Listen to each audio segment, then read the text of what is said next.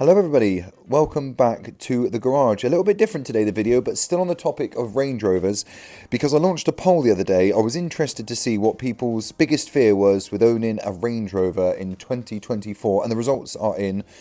I gave a choice of 5 options to vote for. They were reliability, fear of theft, insurance, maintenance costs, and depreciation. And the results were, well, actually, in that order, no surprise, reliability was the biggest concern for people, closely followed by fear of theft, closely followed by insurance, and then followed by, not so closely, maintenance costs, and finally, depreciation. So I want to tackle those points and talk about a few more things orientated around Range Rover ownership as we go. So reliability then, are these cars super unreliable? Well, they are and they aren't, is the honest answer. It's a complete roll of the dice with these cars. As I've said in many a video and conversation before, they are genuinely a roll of the dice. You can either get a really good experience with a Range Rover for 100,000 miles, or you can get a really bad experience with a Range Rover every few thousand miles. It's one of those. And what you've got to appreciate is the fact that it's once upon a time, it was an expensive car. It's a premium vehicle. And it's a big, heavy truck, so the likelihood of things going wrong are massively increased. As you know, when you put it next to like a day-to-day vehicle, like a Civic or something like that, it's just the nature of the beast. Of course, it's probably going to go wrong more, and of course, it's going to cost more when and if it does. Are they unnaturally unreliable? No, not really, to be quite honest. But when they do go wrong, they can go wrong in a very, very expensive fashion. If it were true that they're just horrendously unreliable cars for no God-given reason and no one ever got 5 minutes peace, then no one would own one. So you've got to first understand, I think, that the possibility of the car going wrong is heightened because of what it is. The possibility of when things going wrong cost you more money is heightened because of what it is.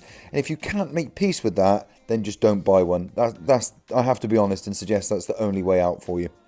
But there is a few, if you cross that bridge and you do want to own one of these things, there's a few things you can do to help yourself with regards to the reliability side of things. So we'll dig into that really quickly now.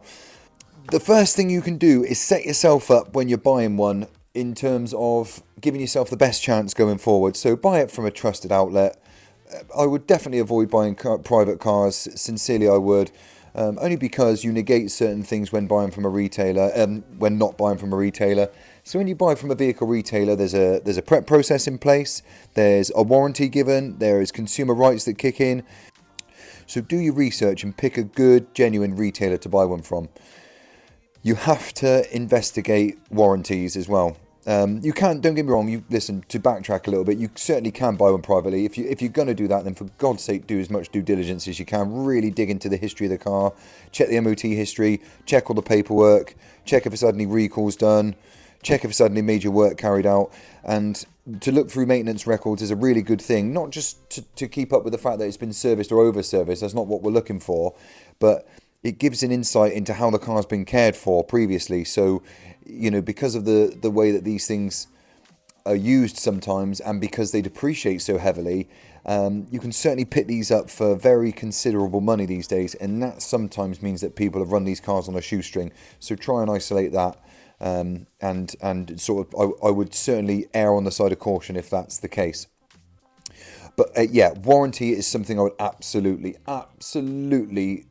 promote with a premium brand like that, especially something like a Range Rover. Absolutely. Make sure you do your research though and get a good warranty, because you know the typical stigma is warranties aren't worth shit, they're not worth the paper they're written on, and in a lot of cases that's genuinely true, but there are some very good ones out there. You can attach a Land Rover warranty to your car, you can attach an independent warranty to your car. If you go to a good retailer with a good set of morals, a good setup and a good focus on after sales, then a good warranty should accompany that. And it's really important, I think, you pick carefully where you buy the car from. You've got to ask as many questions as possible, dot all the I's and cross the T's, and you want to know that that retailer is invested in helping you when you need to use the warranty. And if they're focused on customer retention and customer satisfaction, then you should be off to a fairly good start. But yeah, definitely get a warranty and absolutely pick the warranty to bits. Definitely. Fear of theft was the next one then. So if we jump straight into that, there's no magic potion I can give for any of these these topics, by the way. It's just my sort of insight to try and help a little bit, because I genuinely do love these cars and I want other people to be able to enjoy them as well. Again, listen, I'm not going to tell those people that don't like Range Rovers that they should man up and like them. That's not the case at all. And I'm not going to say that all the people like me that like Range Rovers are right and everyone else is wrong. That's not where we're going with this. Fear of theft is a big thing, isn't it? Especially at the minute. But I must suggest, all the research that I've done and the conversations I've had, it is very geographically biased. It is much more prominent in the big inner cities, London and things like that. I don't hear much chatter about it in and around the villages and small towns. I don't see a lot of it in like the local press or in the, on the social media and stuff like that. If you want to give yourself the best chance, there are some deterrents you might be able to put in place, like make a real obvious point of having a dash cam in there, real or fake. You could put some signage in the car for deterrence, like dash cam or a Mobileye tracker fitted and stuff like that. To be conscious of where you're parking it, I guess. Is it secure? Are you doing as much as you can to keep the car secure? Stick signs on your house that say CCTV in operation, or put a fake camera up or something like that if you ain't got the facility or the finances to actually, set your house up like Fort Knox. It's a good idea, I guess. That can just sort of deter people. A ghost immobilizer is a really good thing to do. And you get those, is it Harroday box to put the keys in and stuff, so people can't read the codes off the key, things like that. But going back to the ghost immobilizer, they're really good. So a ghost immobilizer won't stop someone from breaking into your car, but it stops them from being able to drive it away. So what a ghost immobilizer does, if you don't know already, is it acts as, it's basically you have to input a sequence to be able to start the car. So when you buy a ghost immobilizer, they send an engineer out to your house and they program a sequence into the car that's bespoke to you. And until that sequence is entered correctly in the right way, you won't be able to start the car. So that's something to consider. They're really good.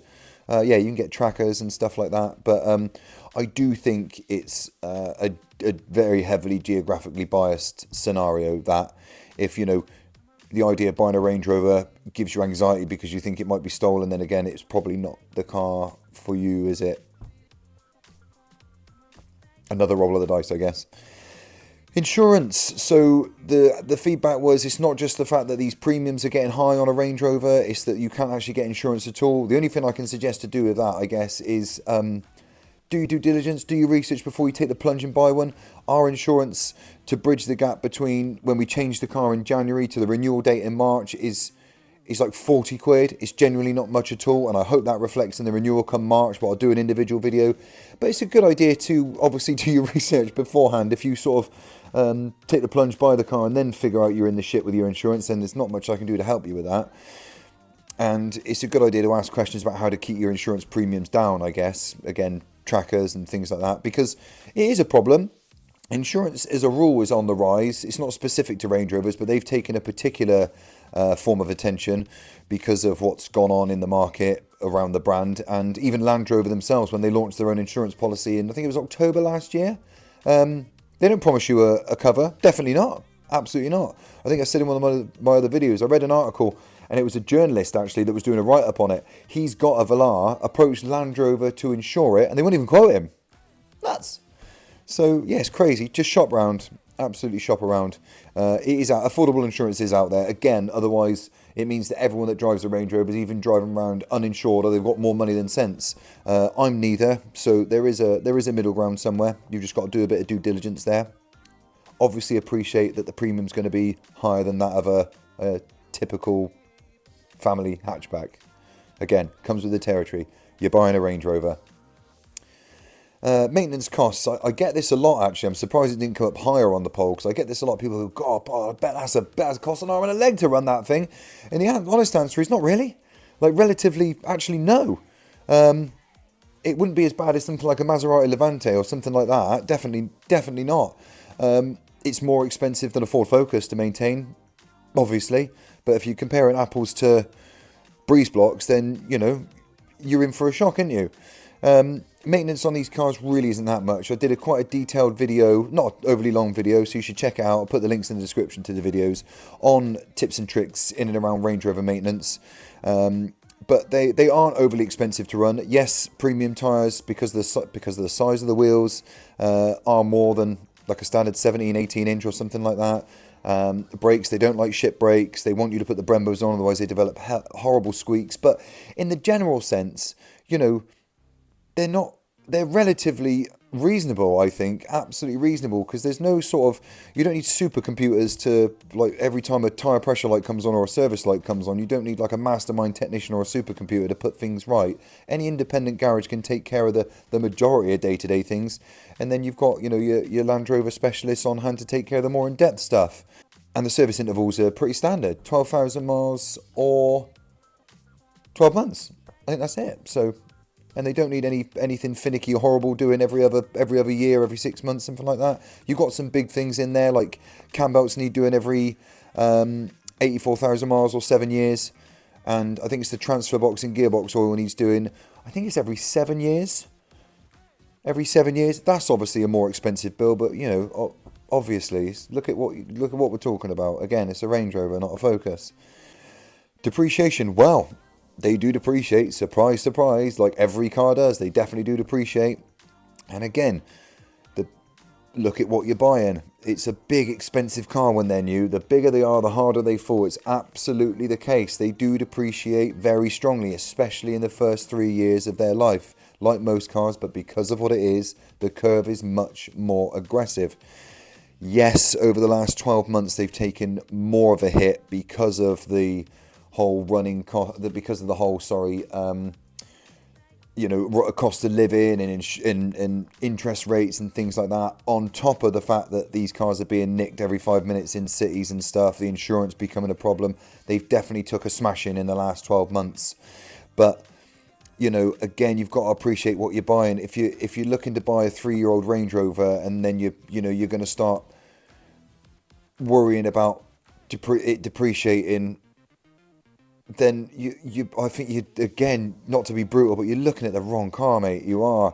These cars are going to depreciate significantly. Don't get me wrong, it does plateau. It does get gentler as time goes on. The older the car becomes and the higher the mileage and stuff, it does start to plateau. The one I bought's 65 plate and 77,000 miles. It's Range Rover Sport HSE 7-seat, and I paid less than 20 grand for that. You know, it's going to depreciate. I absolutely know it's going to depreciate, but it ain't going to depreciate £1,000 a month for the next 18 months, is it? Otherwise, it means it's free. But yeah, the bigger they are, the harder they fall. Absolutely true. Any lumpy car, any big prestige lumpy car like that, an X5 is going to depreciate heavily. A Porsche Cayenne is going to depreciate, heavily. It's just, nature of the beast. And I think that's about it, really. The last thing I did want to say as well is, don't be scared to see that. If you inquire about what your car's worth as a part exchange, and you for example, and you notice that a dealer's got your car up for, or an equivalent car up for £7,000 more than they're offering you for it, it's because they do assume a lot of risk in undertaking that endeavour. They've got overheads to pay, they've got prep to pay for, they've got warranty to pay for, they've got depreciation to factor in, they've got wages to pay, they've got corporation tax, VAT to pay. They've also got to factor in the risk that something might go wrong with it. So that gap is genuinely justified. These businesses have got to make a living in order to be able to sustain. And again, the bigger they are, the harder they fall. The bigger and more premium the car, the bigger the gap between what it's worth as part exchange or trade and what it's worth to retail. Nature of the beast, again, absolutely is. I think that about covers it, really. What I'll do is ask you, actually, I might do another poll, but I always ask, please do leave comments and feedback, because without your comments and feedback, I don't know what's relevant content for everybody. I just sort of guess, really, and end up waffling, which is what I'm scared of doing, so I'm going to cut the video now. I'll say, look, thanks ever so much if you're watching. I hope you found it useful. If you did, please do hit the like button. It helps the channel out so much. Do leave your comments, do subscribe if you want to see more, and check out the other videos. I'll put the links in the description. Thank you so much, and I look forward to seeing you in the next video.